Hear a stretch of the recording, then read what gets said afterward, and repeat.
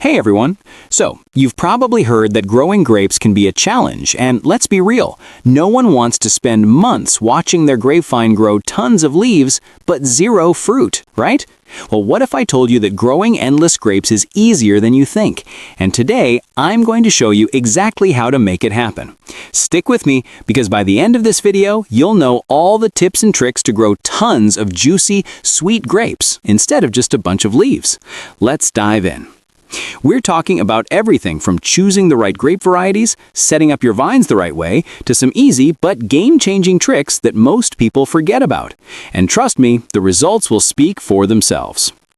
If you're excited to grow endless grapes and take your gardening game to the next level, hit that subscribe button and ring the bell so you never miss out on more tips and tricks. Let's get growing.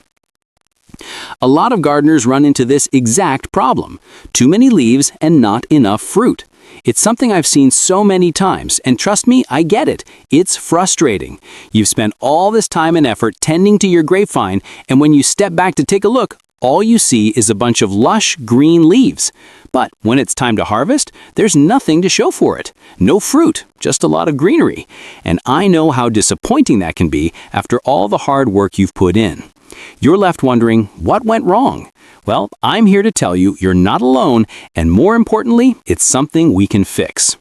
Now, I want to hear from you. Have you ever faced this issue? Maybe you've got this gorgeous vine growing in your garden, but when it's time to reap the rewards, there's no fruit to be found. I know I've been there before. Drop me a comment below and let's talk about it. What's been happening with your vines?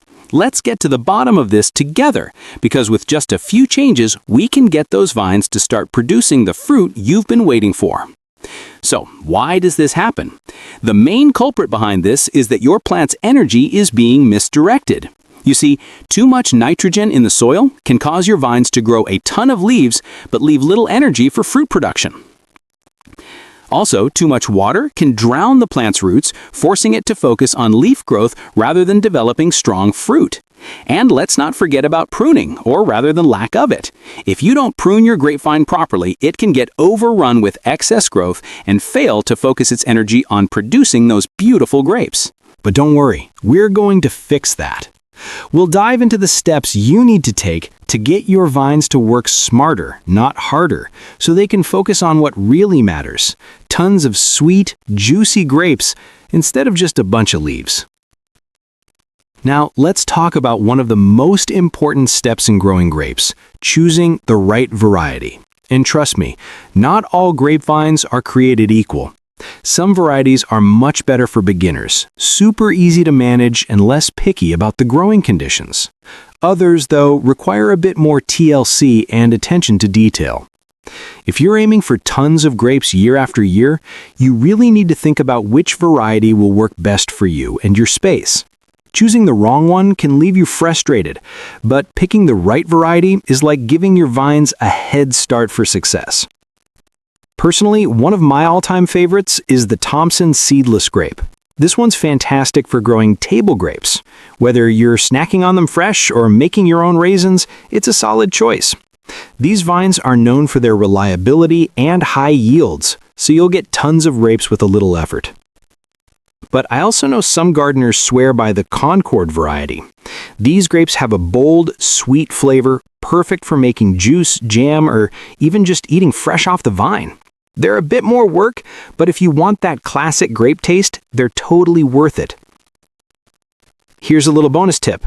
Always check your local climate before deciding on a variety. Not all grapes thrive in the same conditions, so it's important to choose one that will actually do well where you live. For instance, if you're in a cooler climate, you'll want to look for cold hardy varieties like Frontenac or Marquette. These varieties are specifically bred to withstand lower temperatures, and they're perfect for areas where winters can be a little harsh. They might take a little longer to mature, but trust me, they'll produce amazing grapes. Now, I want to know, what grape varieties are you growing in your garden? Have you had success with a particular type, or are you trying something new this year? Let's share ideas in the comments below. I'd love to hear what's worked for you and what hasn't. Let's help each other grow those perfect grapes. If you're planting grapevines for the first time, let me tell you, setup is everything. A lot of people think that just sticking a vine in the ground is enough, but if you want your grapevine to thrive and produce those beautiful clusters of fruit, you need to give it a solid foundation. We're not here to create a bush full of leaves that never fruit, right? The goal is to have a healthy vine that channels all its energy into producing grapes. And that all starts with proper planting. First things first, you'll want to dig a hole that's about 18 to 24 inches deep and just as wide. This gives your vine the space it needs to spread out and establish a strong root system. And here's the most important thing. Make sure the soil is well draining. Grapevines don't like sitting in wet soil. Too much water around the roots can cause them to rot, which will ruin your plant. So, if your soil tends to hold moisture, consider adding some sand or compost to help with drainage. Here's a tip I can't stress enough. I've seen it so many times. People plant their grapevines too shallow. Don't be that person. A lot of first-timers think they can just drop the vine in and cover it up. But that's a mistake. If you plant it too shallow, the roots won't have enough room to grow deep enough, and your vine will be weak. Dig deep, give your roots plenty of space to expand, and your vine will thank you in the long run. One more thing, when you plant your vine, bury the rootstock just a little below ground level. This is a small step, but it helps stabilize your vine as it grows. A stable foundation is key, and this little trick can go a long way in making sure your grapevine gets off to the right start. Now let's take a look at the process. As you can see, we're making sure that everything is just right before we plant. The hole is deep enough, the soil is loose and well draining, and we're planting our vine at the right depth, just below ground level. Now we're ready to move on to the next step. Now, let's talk about one of the most important aspects of grapevine care, pruning. If you want your vine to be productive, and I mean really productive, pruning is absolutely crucial. Without it, your grapevine could end up growing lots of beautiful, healthy leaves, but very little fruit. Pruning is the secret sauce that ensures your vine puts its energy into producing those juicy, sweet grapes instead of just wasting it on foliage. By cutting back the right parts, you direct your plant's resources exactly where they need to go, into fruit production. I've been there. I used to think the more pruning, the better. I'd chop away at everything, thinking I was helping the vine grow stronger.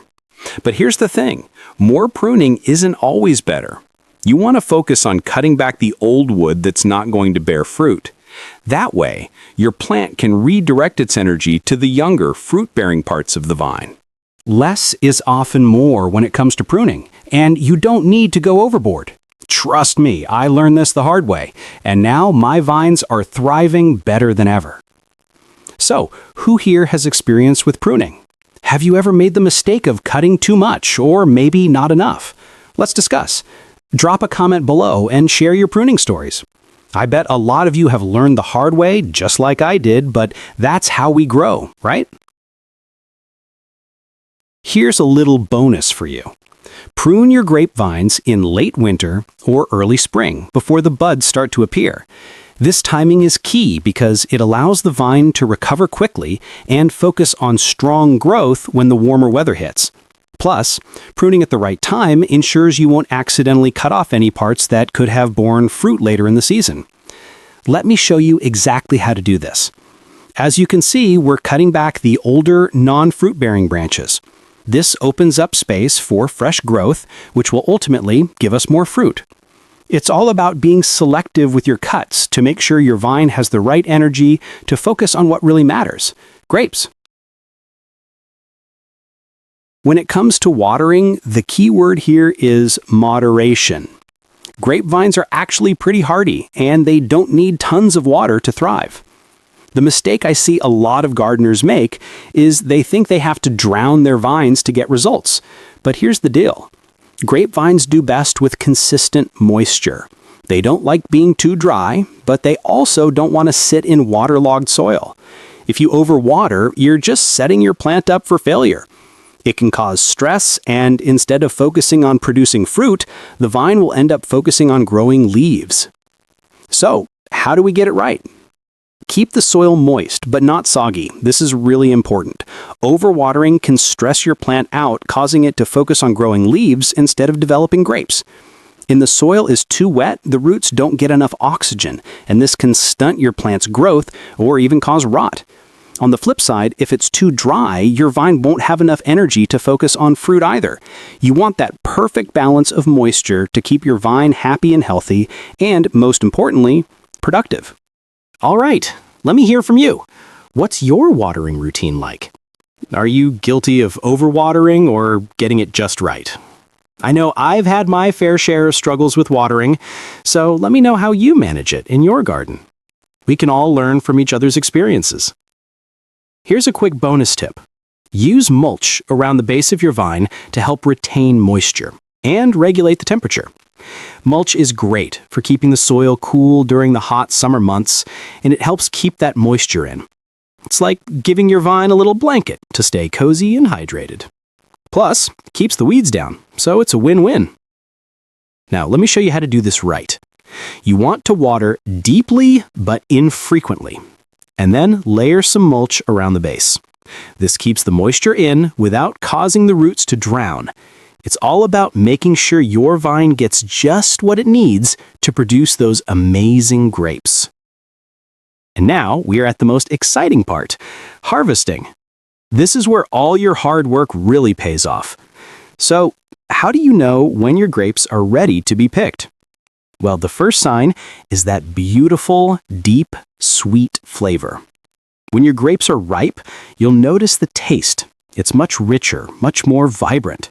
But that's not all. The texture is also key. A ripe grape will snap off easily with just a little twist. And if you give it a gentle squeeze, it should feel firm, but not hard. The skin should be smooth, and the grapes should be a nice, full color for the variety you've chosen. This is the moment you've been waiting for. So, how do you tell when your grapes are ready in your garden? Do you go by color, or do you do a little taste test like I do? I love taking a tiny bite just to make sure they're as sweet as I want them to be. Let me know how you check for ripeness. Share your tips and experiences in the comments below. I'd love to hear your methods. Here's how to check for ripeness. You can see that the color is vibrant and the grapes are easy to twist off with just a gentle pull. Check the firmness as well. Don't pick them when they're still hard as a rock, and definitely don't wait until they're shriveled and dried up. The right balance is key. One last thing, don't let your grapes sit too long on the vine.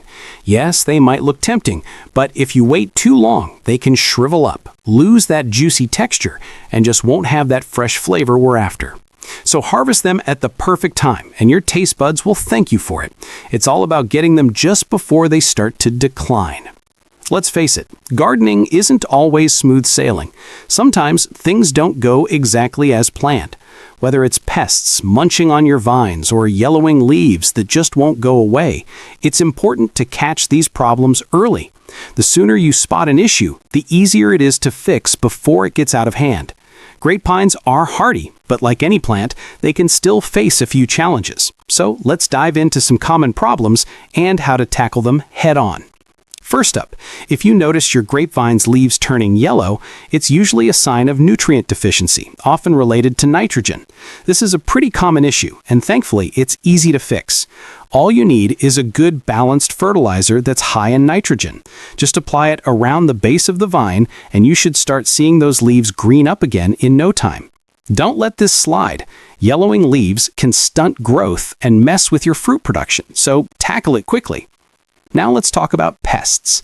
Grapevines are especially attractive to pests like grape leaf hoppers, which love to feed on the vines and cause damage to your plant. But here's a great tip. Keep it natural. You don't need to reach for harsh chemicals. Instead, try a natural insect repellent. Something as simple as neem oil can do wonders to keep those little critters away without harming your vine or the environment. Keep it organic, and you'll have healthy vines with fewer pests. Have you ever dealt with pests on your grapevines? I know, they can be a real headache sometimes. What do you do when you spot them? Drop your tips and tricks in the comments below. I'm sure we can all learn something new from each other. All right, you now have everything you need to grow those endless grapes instead of just a bunch of leaves. So let's quickly recap. Choose the right variety that suits your climate and needs. Set up your vines with proper planting, and remember to prune strategically to focus on fruit production. Don't forget about the water and nutrients. Your vines need just the right balance to thrive. And with these steps, you'll be well on your way to a bountiful grape harvest season after season. If you found this video helpful, do me a favor. Hit that like button, subscribe to the channel, and ring the bell so you don't miss out on any of my future gardening tips and tricks. And hey, share this video with your gardening friends. Let's get them growing perfect grapes too. Got any tips of your own on growing grapes? Or maybe you have a question about something we covered today? I'd love to hear your thoughts. Drop them in the comments below, and I'll be sure to respond.